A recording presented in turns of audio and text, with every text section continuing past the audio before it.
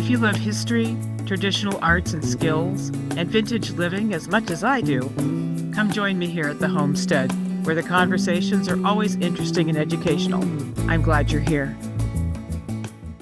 Hello and welcome to Willow's Vintage Homestead, where we talk about all manner of old-timey topics. I'm your host, Willow Polson, and with me today is Waylon Coats, Tribal Vice Chair for the Southern Sierra Miwuk Nation. Hello, welcome, Waylon. Hello, thank you, Willow, for having me on. It's a pleasure to be here.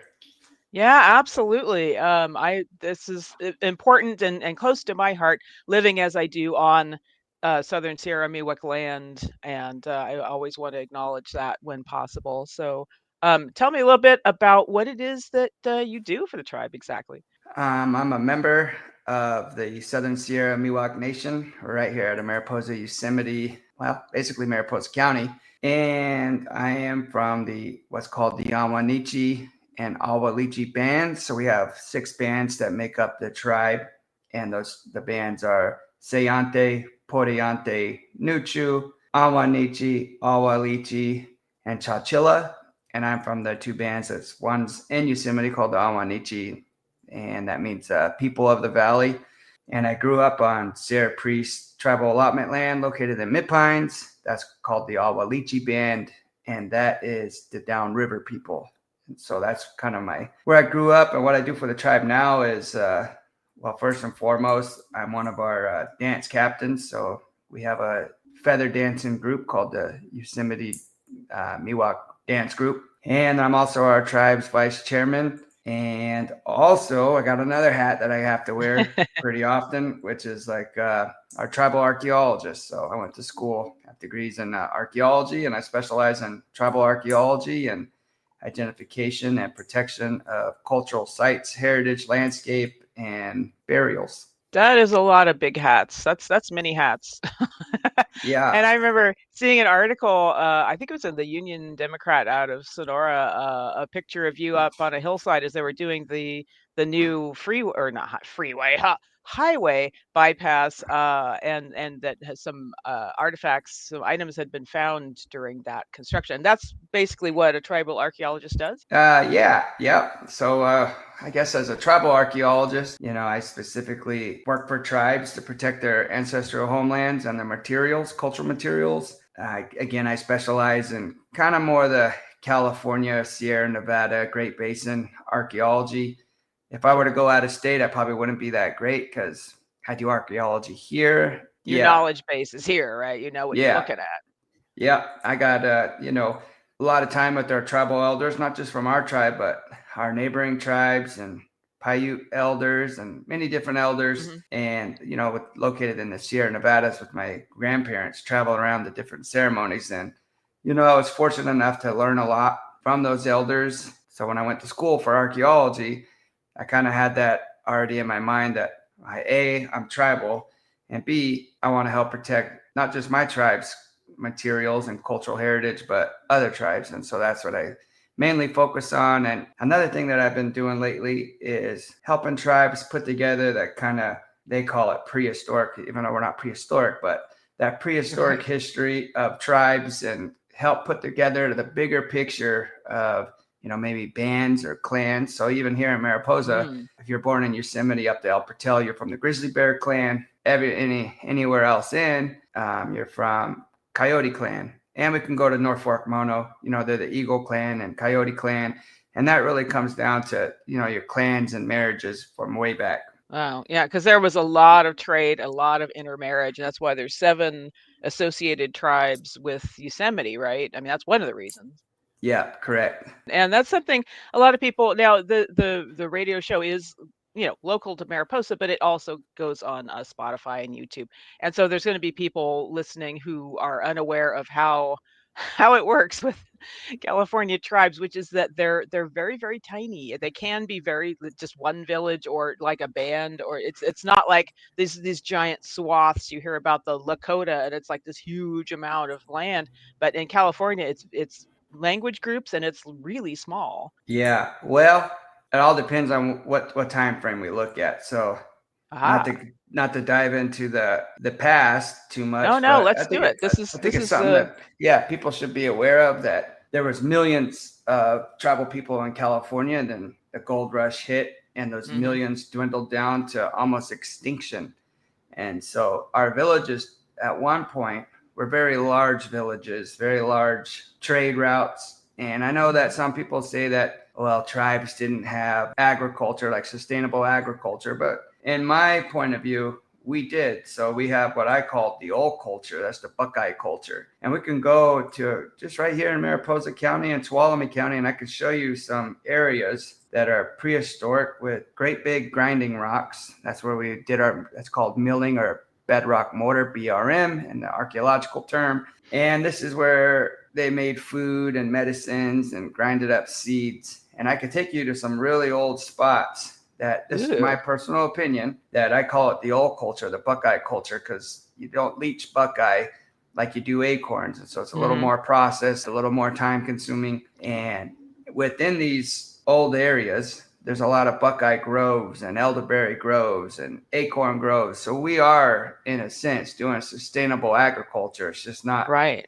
what they believe as, like, we're planting, Mhm. tomatoes and corn or something, Right, like and we nice are neat doing. Yeah. rows and Yeah. So we did have sustainable agriculture. right, making baskets. I mean, you would cut down the willows and the red buds to make these nice long shoots. I'll be honest. I come from a family of basket makers, but I'm not a basket maker myself, because that's our ladies kind of Right. doing. So I never really learned too much about basketry. Right. But in terms of agriculture, quote unquote, I mean that there's a whole great book by Kat Anderson, I think her name Oh, is, yeah. Yeah. that Cat is Anderson. about, Yep. yeah, yeah, about these techniques, and burns. Cultural burns are a huge thing. Yeah. No, cultural burning is a huge thing. So cultural burning is really making its way back into the environment now within the natural resources. I've been a part of a few cultural burns Hmm. now over the last year. I think that state agencies, federal agencies, and tribes, the environment at this moment is really going to have to work together to repair and clean up and really get things back to how they used to look when the tribes tended the landscape. And that Yeah. that book you're speaking of is "Tending the Wild" by Kat Yes. Anderson. Yep. Thank you. Now, like where I live, there's a lot of these pine plantations that in the 50s they thought it was a great idea to come and plant a whole lot of pine trees. And it's like, okay, great. Now we have a giant fire hazard. Mm-hmm. So, and that's not how this land is supposed to work. And so they've been doing a lot of, like, I'm looking out my window here. There was an area that they did a lot of undergrowth burning last year, I guess it was. And so that's cleaned out a ton of stuff, as it was just choked with manzanita and everything else. Anyway, but yeah, so that's one of those things, is that people think this is like a great wilderness, and it's like, no, there were people here for at Yeah. least, what, coming up on 20,000 years ago. I mean, there's Oh, evidence yeah. keeps marching backwards in time, as well, actually they were here in 13,000 years. Well, actually we're getting evidence now it might be 20,000 years. So yeah, I mean, there have been people here tending the land and living here for that long. Yep. No, exactly. I mean, even like if we go to our area, Yosemite, we can look at some of these studies that have been done and look at cultural fires, to such as a natural cause fire, such as a lightning strike, by looking at Hmm. dendrochronology of the tree. And Right. they've done this study in the past. So Lynn Gasaway, I know she did a dendrochronology study.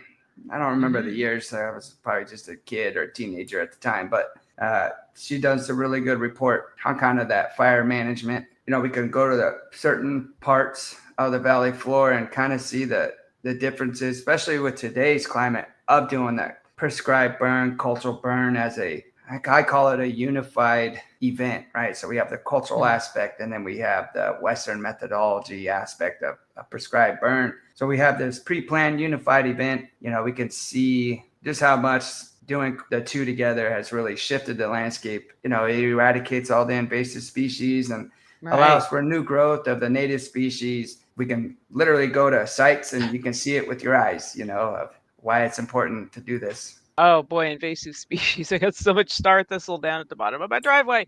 Ah. Yeah. Yeah, it's a problem. That's, It chokes out other stuff. Yeah, go ahead. yeah, it's real hard to get rid of too, that Italian star thistle. Yeah, you got to continuously put Yep. fire on it. Yeah, that's Yeah. not just a one and done type plant. There's probably a few seasons of really Oh, yeah. managing that land. Yeah. And people brought things with them, of course. I mean, everywhere that you see Tree of Heaven, you know that there was Hmm. probably a Chinese population, which is part of the state's history, but at the same time, that Tree of Heaven, oh boy, Yeah, that is overtakes. that's a Yeah. whole thing. That's a whole situation. So because they didn't know, right, it was going to do that, and it's like, well, great. Now we got a thing. We got to get backhoes and pull the stuff out of there. Anyway, I'm getting way off into the weeds. Ha, pun not intended. So, yeah, I mean that whole continuity between possibly 20,000 years ago to today. I mean, you're still doing your dances. You're still making the regalia of the things that connect you to the ancestors. But I mean, you're modern people, right? I mean, you're here on a computer, you have cars and TVs, and you know what I mean? Oh yeah. People need to understand that you don't just like live in a hut someplace, because I get Yeah. asked this, and We it's like, get hello, what are we you get doing? asked that too, and It's so they always strange. ask us, "Yeah, do you guys live in teepees?" We go, "Well, we don't live in teepees here, but we live in what's called umachas, bark houses, right?" That's just as a joke, but yeah, we don't. We live in modern houses, modern Yep. communities. It's just So it's so mind-boggling that someone would think that. Like, what? yeah, Actually, answer a question for me. I okay. my whole life being in California here, I've always heard it from Native people as California Indians. Last year at an event, I got pushed back and said it's Native Americans. That's highly offensive. So, but that was in the context of being at a California thing. So I'm now getting confused as to what is the right thing. And I always turn to the population to tell me, not being in that population, what is it that you prefer? So this is what I've heard from our elders and even our young people. Our young people are really pushing this too. Is instead of being called Indians because we're not Indians, and even Native American. If you're born in America, you are essentially Native American, right? And so the term that I believe, but I think would be the most accurate, is Indigenous person, right? So we're Indigenous here of North America, and we're not Indians. We are Native Americans. That's what the government calls us, but I think Right. internally most of us prefer to be called Indigenous. And Indigenous. then Okay. yeah, and then like even with that, it's good to see too the young people, they're really taking that and going, well, what does that mean? And this is why it's important that we keep track of our history and who we are as people, because then Hmm. we break it down just how I did in the intro, of I'm from the Awanichi and Awalichi bands of Miwuk people. That's who we are. Depending on your different band, your different tribe, your different Hmm. clan. Indigenous is you're talking about the whole indigenous community. And then when you're talking about tribe and bands and clans, now we're getting to who you are as a person and who you are within your community. Right. Yeah, there's a lot of layers. It's a lot more complicated than people realize. And again, especially in California, when it's so you look at a map and it's like all these tiny little areas. And I mean, I say tiny, but obviously it's miles and miles and miles of space because California's a big state. It's the divisions are very interesting, and the overlaps are very interesting from a cultural perspective. Again, knowing a lot about baskets as I do, I see the basket designs and I see the influences from the other tribes coming in. And like that rim is a Miwuk rim, but yet I see it also on the Western Mono do the same rim. I mean, people are people, right? They're gonna Yeah. cross pollinate, right? Yep. Yep. No, we see a lot of that even with, we can look at just different practices from different material of different areas, the way that they shape their hand tools, such as, arrowheads and spear points and fishing Mm, gear. Really, the people of the time were just using what was accessible to them. And as you travel across the Sierras, there's a lot of similarities, but there's also quite a lot of differences as we get into the minute right, structures of what kind of materials available. If it's chert, basalt, right. obsidian, and so you can see that not only with baskets but across the landscape with all the material, Hmm. probably even down to the food source. And then Some there's tribes, trade. yeah, yep, exactly, Lot of trade. Obviously, abalone from the coast. You've got obsidian and salt from the east, and everything in between. There's a lot of trade going on too. So that kind of complicates it from a later standpoint when you find obsidian someplace where there's not obsidian for, 1,000 miles or something. It's like, how did it get here? Well, trade, Yep. Yep. people walked, they would walk and trade these things. Now, you actually mentioned a couple of times the government, and I am fully aware, and a lot of our listeners may be aware, that the Southern Sierra Miwuk Nation is not federally recognized, which is a complicated thing, because not only does that cut you off from, federal help, but also it frameworks you as a people within the federal government structure, which is patently unfair to begin with, but yet, you want help with college or healthcare too. So Yeah, that's a loaded question. Let's see it how I is, can and get in. Yeah. yeah. Okay, so our tribe, it's a well-documented tribe, probably one of the most documented tribes in U.S. history and my studies. Let's see here. So in 18, Yeah, yeah, right. This is I'll the just whole kind of thing. do a quick review. So as we know, the gold rush happened in 1849, 1848, somewhere around there. Goes through California, decimated the indigenous peoples. And I'm just talk about Yosemite here. Yep. So in 1851, we had some what's called captains. Those are our chiefs. We don't use the word chiefs in my tribe. So we use captains, and how we say that in Miwok is Hayapu. So your Hayapu, they signed the treaties and they set up a reservation in what is now known as Merced Falls Road in LaGrange.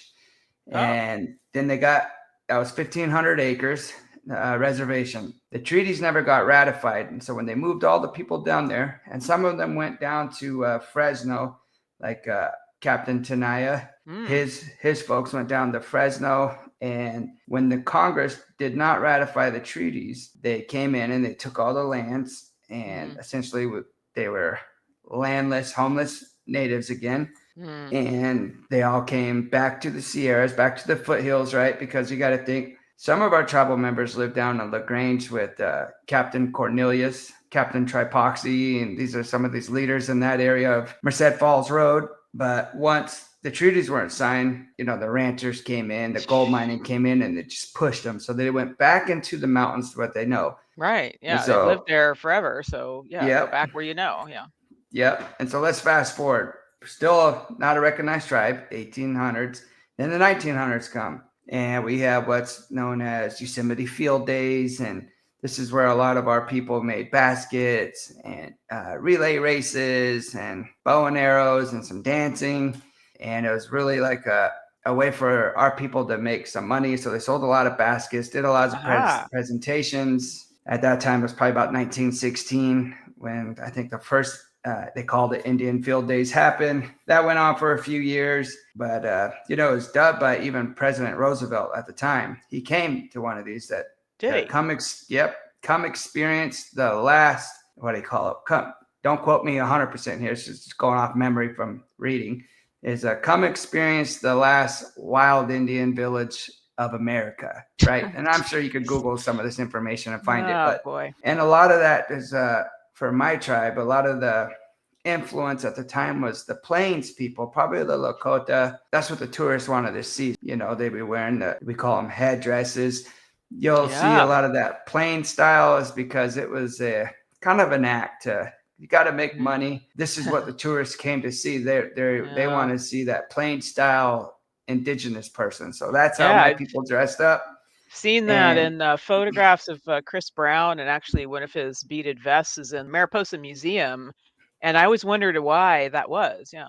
yeah, so that's the reason behind that. And so now we used to have an old village, actually where my grandmother was born, right behind the health clinic and the village in Yosemite. So that was our original village, one of them. In 19 So grandma was born in 1927, so I think it was 1933. They moved all the people from that village down to another village called what we call Wahoga today. But they didn't call it Wahoga back then. They called it Falling Rocks. It's a big rock slide area, and that's where they put the tribe. But 1933, it's kind of a way for the park to eradicate that native presence. Because at the time, to live in Yosemite, you'd have to work for the government. And the tribe was living in Yosemite. Some of them worked for the government, some of them didn't. it was hard Right. for them to get jobs because, they're the last person to be Uh, hired. And when they did work, they worked a lot of labor positions, fishing right. guides and Run the logging. laundry and yeah. Yep. Kind of that, work like that. And Yeah. so we'll fast forward now to another time frame. So when, all of my grandparents, my grandparents' age, most of them went to boarding school Right. at Fort Stewart in Nevada or Sherman Indian High School. Most of them also went to elementary school in Norfolk, the Indian boarding school there. And then Oh. and then when they came home, World War II happened. Oh, jeez.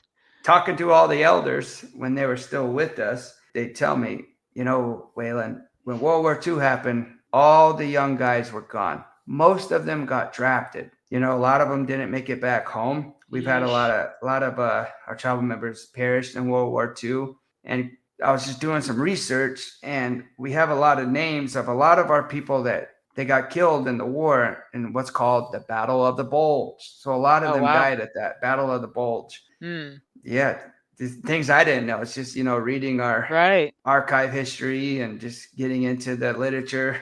And so then those guys get back. World War II's over. The guys are home. They go to work for Curry Company and maintenance and road crews for Yosemite. Maybe some are logging, like Uncle Jay. Uh, And that's what they started doing. And then in 1969, I think my dad was around 12 years old, 13 years old, somewhere around there. The Park Service again said, you know what? We can't have you guys here no more. You're a distraction, whatever they want to call us. I'm going to be blunt. yeah. They probably just wanted to eradicate us fully from Yosemite. And so then they Yep. gave them notice that they're going to burn all the homes down and called it and disguised it, I should say, as Yosemite Fire Battalion training. So they came back in, they evicted everybody, and they lit all the homes on fire except for one, which was Yep. the Wilson cabin, which we recently just got back from the Park Service and placed in Wahoga with the roundhouse, the Hungy. Yeah. But that's kind of the history of our area here in a quick Yeah. brief. I know we don't have much time, but that's the history here of Yosemite and with that federal recognition. So all this atrocity has happened to us. Yep. And here we are. We're still fighting for it since 1850. We've been legally on the Federal Recognition Office of Federal Acknowledgement packet of submissions since For I what? think It's like close, 40 close. years. Yeah. Yeah, probably longer. I know we spoke with the director of OFA, and we've been on the federal recognition list the longest. And so here we are, still Insane. after all this and all this. Of course, Ugh, it's Yosemite, right? So right. everybody wants to come to Yosemite and ethnographics and this and that. Here we are. We're still Right. landless and we're still Right. unrecognized. Well, you did get some land back recently, though, right? Yeah, we have, and those are great because they're conservation grants, but they're not Hmm. really land back. They all Oh. come with stipulations, and Oh, so you geez. have to do Really? conservation. Yep. Which as a tribe, of course, we're getting homeland back is always a priority for us. Sure. Sure. But in needs of like community needs, we can't build homes and things like Right. that. And so it's great to hear that we get land back for the conservation and teaching even myself learning more and more from our Hmm. elders and even learning from the youth of that land conservation and cultural burning and plant Hmm. management and ecosystem management, ecology. Yep. So Yep. yeah, Yep. so it's So all I important. So I know that there's the village behind the visitor center, which is really for, visitors to go, oh, that's how people live. There's umachas, there's the dance house, which is fine, and that's been used for a very long time. But now you've got, and looking toward the future, you've got Wahoga. Tell us about Wahoga. Yeah. After they burned us out, Uncle Jay and Les and Bill Tucker and a few other of our elders got an agreement with the Park Service to let us use our village. It's kind of crazy to think about. Like we're asking permission to use our own lands for ceremonial and religious purposes, Right. but they Knowing, yeah, knowing knowing that they burned us out of it, right? Yeah, well, knowing all the history of all this and Yeah, burned it out so recently. That's the crazy thing. It was just the 1960s when they're just like, yeah, yeah, now we're just going to burn your houses. It's like, wait, what? What? yeah. Yeah. So now we have Wahoga, and they spent many, many years building that roundhouse. And with Hmm. that, I'd like to give a plug feed here to many tribes that came and helped us, build that roundhouse. But I especially want to thank like the Dalton family from Jackson Rancheria. They really were a real big funder and really the springboard to make this happen and see it to fruition. So I'd really like to just thank all the people from Jackson Rancheria to, our tribes and Tuolumne and, all the tribes that help, Chukchansi, but big special thanks to that Jackson Rancheria. They supplied the work crew and the funds to really get this That's great. roundhouse up for the people. And so All right. that's where our Helping each roundhouse other. is at. Yeah. So, Good. And it's a nice big one too. I haven't been yeah, in that one, but yeah, it's a lot bigger than the one behind the visitor center. it's massive. Yeah. Well, we have a lot of tribes and that come up for our ceremonies, bear ceremony and our Hmm. big time, which is, our feather dancing. And so we Yep. eventually would like to move all of our ceremonial events over to Wahoga. Hmm. Uh, I think right now there's a few reasons, but one of the major reasons is kind of parking. So we have to figure out the parking because Right. Having just been Wahoga to the is, big yeah, time, it's already an issue over behind the visitor center. that's right. Yeah. But now, Wahoga has been registered as an archaeological site. And so now Ah. we can't drive in there because of the archaeological resources, Oh from no. which is our material too. So it's like, Right. Yeah, yeah, yeah. The struggle continues between the ancient and the modern, right? yep, yep, it is. But like I understand parts of the Park Service stance of protecting, these sites, and Sure. of course we want to protect it too as travel members from Of here, course. right? And All so we right. got to come up with a mitigation plan, and hopefully soon Mm, enough we'll be having all our ceremonies at Wahoga. awesome. Well, we're out of time, unfortunately. Do you have any quick parting thoughts before I let you go? If you haven't been up here to Yosemite, and I would encourage anyone to come up here and really feel the I call it the magic of this place, and you Yeah. know Yeah. yeah, and close your eyes when you're up there and just go back in Mm. time and just think of how this would have been. Every time I Mhm. go up there, okay, so my last parting story, we just had our big time about 3 weeks ago, and our dance group, we're all descendants of Yosemite and Mariposa, and we took all of our kids to the river right there in front of El Capitan. It's called Swinging Bridge, and we were Mm. all on the shore, and we said, this is how it would have been way back when. We'd have villages along the valley, and you would walk probably to each village site and do your business with, your trade or food or gathering and fishing. And, we kind of going over some stories with the kids of what our elders told us. And so, like, we had them close your eyes and just ignore the vehicles that you hear out there on the road, and then look around. This is would have been, our way of life here. Yeah. And so when you do that and just take a break from this world, you could slow some things down, because in this other world that we live in, we're always moving so fast that we forget the little things. So I would just say, don't forget the little things and enjoy it.